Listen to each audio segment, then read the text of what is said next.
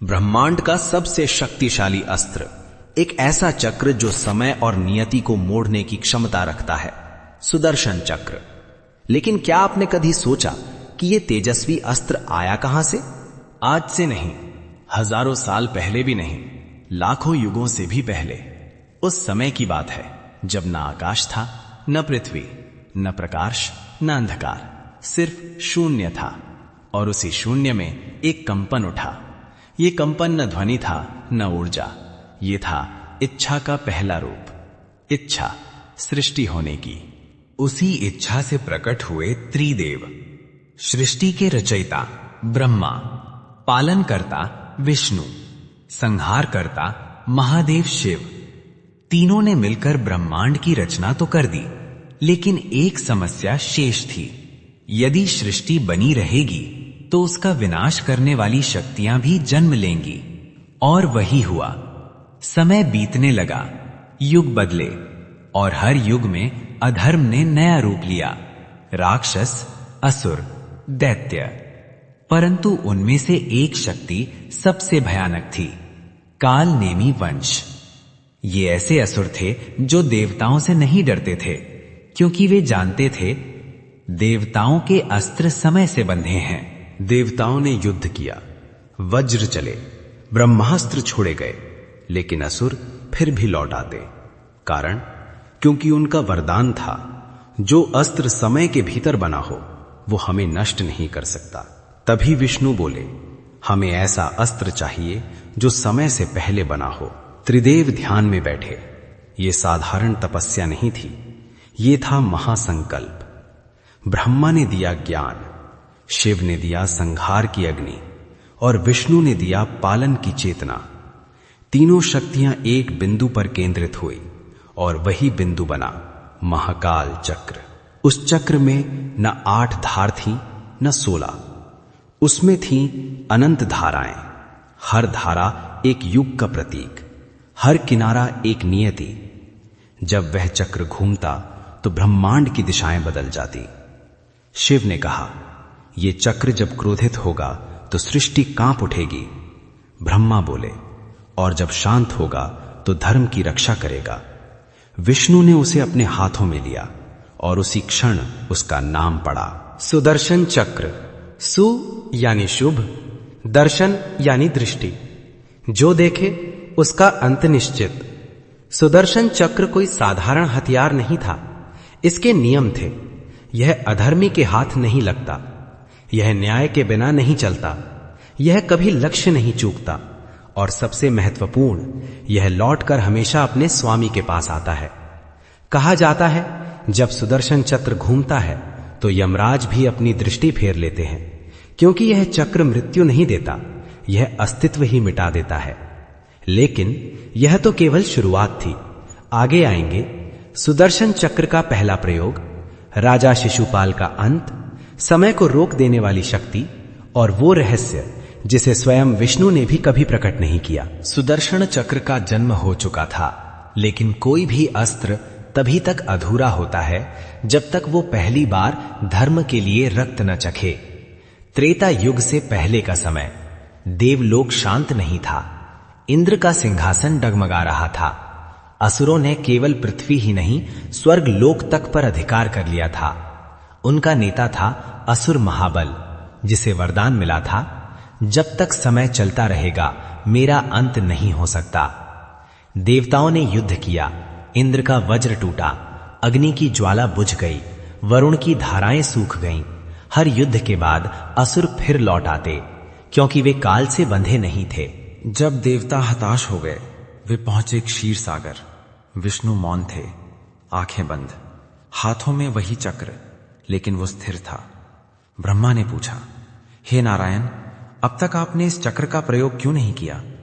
विष्णु ने आंखें खोली और बोले, क्योंकि यह अस्त्र तभी चलता है जब अधर्म अपने चरम पर हो। महाबल ने एक ऐसा आदेश दिया जिसने स्वयं ब्रह्मांड को हिला दिया। उसने यज्ञों को नष्ट करना शुरू किया, ऋषियों का वध हुआ, और अंततः उसने बालकों की बलि का आदेश दिया। उसी क्षण सुदर्शन चक्र अपने आप घूमने लगा। विष्णु खड़े हुए, आकाश काला पड़ गया, दिशाएं कांप उठी। सुदर्शन चक्र की गति इतनी तेज थी कि समय ठहर गया। ऋषियों ने कहा, आज काल स्वयं अपनी सांस रोके खड़ा है। महाबल युद्ध भूमि में हंस रहा था। उसे विश्वास था कि कोई भी अस्त्र उसे छू नहीं सकता। विष्णु ने कुछ नहीं कहा, न मंत्र न हुंकार, बस चक्र छोड़ा। सुदर्शन चक्र सीधा नहीं गया, वो समय के भीतर घूमा। महाबल ने देखा, उसका अतीत जल रहा था, उसका भविष्य मिट रहा था। वर्तमान वो तो बस एक भ्रम था। जब चक्र महाबल से टकराया तो न रक्त गिरा न शरीर टूटा, बस इतना हुआ, महाबल कभी था ही नहीं, न इतिहास में न स्मृति में। देवता स्तब्ध थे। इंद्र ने कांपते स्वर में कहा, ये मृत्यु नहीं थी। ब्रह्मा बोले, ये नियति का पुनर्लेखन था। उस दिन सुदर्शन चक्र ने एक नया नियम स्थापित किया कि जो अधर्म करेगा उसका अंत नहीं होगा, उसका अस्तित्व मिटेगा। उस दिन के बाद असुर युद्ध से पहले आकाश देखते थे। यदि आकाश स्थिर लगे तो वे भाग जाते, क्योंकि वे जानते थे कि सुदर्शन चक्र चलने से पहले समय को रोक देता है। लेकिन यह तो केवल सुदर्शन चक्र का पहला अध्याय था। आगे आएगा वो युद्ध जहां कृष्ण स्वयं मुस्कुराए, शिशुपाल के 100 अपराध और वो क्षण जब सुदर्शन चक्र धर्म और करुणा के बीच फंस गया।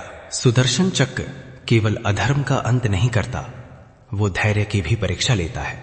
और इस सत्य को सबसे पहले समझा था श्री कृष्ण ने। द्वापर युग धरती पर धर्म और अधर्म एक साथ चल रहे थे। कृष्ण मुस्कुराते थे, माखन चुराते थे और संसार को हल्के में लेते प्रतीत होते थे। लेकिन उनके हाथ में वही सुदर्शन चक्र था जो असुरों का अस्तित्व मिटा चुका था। प्रश्न ये था कि इतनी शक्ति होते हुए भी कृष्ण इसे चलाते क्यों नहीं। चेदी राज्य में जन्म हुआ एक बालक का, शिशुपाल का। कहा जाता है उसके जन्म के समय उसके 3 नेत्र थे और 4 भुजाएं। राजा रानी भयभीत हो गए। तभी एक आकाशवाणी हुई, डरो मत, जिस दिन ये बालक अपनी अतिरिक्त भुजाएं खो देगा उसी दिन उसका अंत भी निश्चित होगा। और वो अंत कृष्ण के हाथों लिखा गया था। कृष्ण की बुआ शिशुपाल की माता, उन्होंने कृष्ण से विनती की, हे माधव, मेरा पुत्र अज्ञानी है, उसके अपराध क्षमा करना। कृष्ण मुस्कुराए और बोले, बुआ, मैं इसके 100 अपराध क्षमा करूंगा, लेकिन 100 के बाद न धर्म बचेगा न करुणा। शिशुपाल बड़ा हुआ और उसके साथ बड़ा हुआ उसका अहंकार। वह कृष्ण का अपमान करता, सभा में, युद्ध भूमि में और यज्ञों में। हर अपमान पर देवता कांप उठते, लेकिन कृष्ण मुस्कुराते रहते। हर अपराध पर एक अदृश्य रेखा सुदर्शन चक्र पर खिंचती जा रही थी। राजसूय यज्ञ, सभी राजा, ऋषि और देवता उपस्थित। जब कृष्ण को सम्मान दिया गया, शिशुपाल हंसा। उसने कृष्ण को शब्दों से नहीं, धर्म से अपमानित किया। उसी क्षण 100वां अपराध पूरा हुआ। कृष्ण की मुस्कान लुप्त हो गई, वातावरण स्थिर हो गया। सुदर्शन चक्र अपने आप उठा। यहां कोई क्रोध नहीं था, यह था न्याय। एक क्षण के लिए कृष्ण रुके। उन्होंने अंतिम बार शिशुपाल की ओर देखा। वह क्षण था जब करुणा और धर्म आमने सामने खड़े थे। और फिर कृष्ण ने चक्र छोड़ा। सुदर्शन चक्र शिशुपाल के शीश से टकराया, लेकिन आश्चर्य, उसके शरीर से एक प्रकाश निकला। वह प्रकाश कृष्ण में समा गया। ऋषियों समझ गए, यह दंड नहीं था, यह मोक्ष था, क्योंकि शिशुपाल कृष्ण का शत्रु बनकर भी उन्हीं में लीन हो गया। उस दिन सुदर्शन चक्र ने तीसरा नियम बनाया, जब करुणा समाप्त होती है तभी। लेकिन कहानी यहां समाप्त नहीं होती, क्योंकि अभी प्रश्न शेष है। क्या सुदर्शन चक्र केवल हथियार है, या ये स्वयं एक चेतना है? और क्या ये आज भी किसी रूप में मौजूद है? सुदर्शन चक्र और आधुनिक विज्ञान, समय यात्रा से जुड़ा रहस्य और वो भविष्यवाणी जिसे बहुत कम लोग जानते हैं। अब हम उस हिस्से में जा रहे हैं जहां पौराणिक कथा, दर्शन और विज्ञान आपस में टकराते हैं। अब तक आपने सुदर्शन चक्र को एक अस्त्र के रूप में देखा, लेकिन क्या हो अगर मैं कहूं सुदर्शन चक्र कोई हथियार नहीं बल्कि एक जीवित चेतना है। ऋषियों के ग्रंथों में सुदर्शन चक्र को स्वयं चालित कहा गया है, अर्थात उसे चलाने के लिए मंत्र आवश्यक नहीं, लक्ष्य बताने की आवश्यकता नहीं और रोकने का आदेश भी हमेशा नहीं। तो प्रश्न उठता है, जो निर्णय स्वयं ले सके क्या वो निर्जीव हो सकता है? चक्र का आकार सिर्फ एक डिजाइन नहीं है, ये प्रतीक है समय के निरंतर घूमने का, जन्म, मृत्यु और पुनर्जन्म का, कारण और परिणाम का। आज का विज्ञान इसे कहता है, लेकिन हमारे शास्त्र इसे हजारों साल पहले समझ चुके थे। आधुनिक भौतिकी कहती है समय रेखीय नहीं बल्कि वक्र होता है, और सुदर्शन चक्र वो सीधे वार नहीं करता, वो समय के वक्र में प्रवेश करता है। इसीलिए कुछ असुर मरते नहीं बल्कि कभी थे ही नहीं, कुछ को दंड नहीं बल्कि मोक्ष मिलता है। वेदांत कहता है जहां चेतना है वहां निर्णय है, और सुदर्शन चक्र के निर्णय हमेशा निष्पक्ष, सटीक और अंतिम होते हैं। इसका अर्थ ये नहीं कि विष्णु नियंत्रण खो देते हैं, बल्कि ये कि विष्णु और चक्र एक ही चेतना के दो रूप हैं।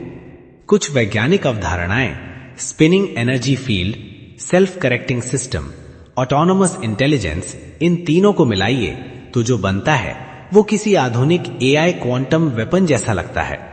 लेकिन एक अंतर है, सुदर्शन चक्र के पास नैतिकता है। मानव के बनाए हथियार आदेश मानते हैं, सही गलत नहीं देखते। सुदर्शन चक्र केवल धर्म देखता है, केवल नियति सुनता है। इसीलिए कोई भी अधर्मी इसे उठा नहीं सकता। ये सबसे बड़ा प्रश्न है। शास्त्र कहते हैं जब तक धर्म जीवित है सुदर्शन चक्र निष्क्रिय अवस्था में रहता है। कुछ मानते हैं वो किसी सूक्ष्म लोक में है, कुछ कहते हैं वो केवल विष्णु की इच्छा में है, और कुछ रहस्यवादी मानते हैं वो अब भौतिक नहीं बल्कि सिद्धांत बन चुका है। भविष्य की भविष्यवाणी कहती है जब कलयुग अपने चरम पर होगा और अधर्म सीमा पार करेगा, सुदर्शन चक्र फिर सक्रिय होगा, लेकिन इस बार न केवल किसी राजा के विरुद्ध बल्कि पूरे युग के विरुद्ध। तो अब प्रश्न ये नहीं कि सुदर्शन चक्र क्या है, प्रश्न ये है क्या हम उस युग के लिए तैयार हैं जब वो फिर घूमेगा।